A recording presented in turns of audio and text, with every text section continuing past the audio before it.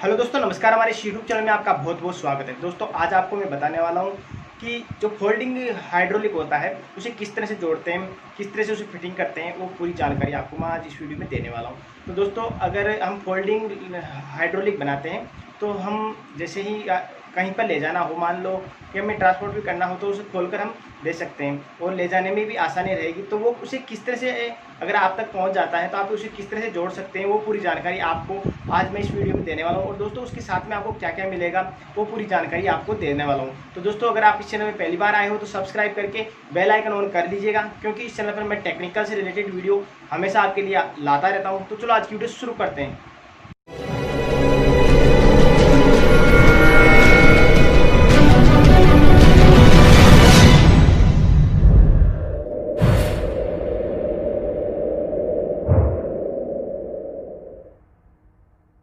Hydraulic folding वाला, जिसका सामान सभी अलग अलग रखा हुआ है, तो हम आज इसे जोड़ने वाले हैं।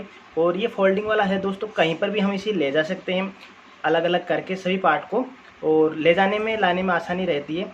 तो चलो मैं आपको इसको जोड़कर बताने वाला हूँ कि इसको किस तरह से जोड़ा जाता है। तो हाइड्रोलिक हम अलग रख लेते हैं एक बार, तो चलो जोड़ते हैं।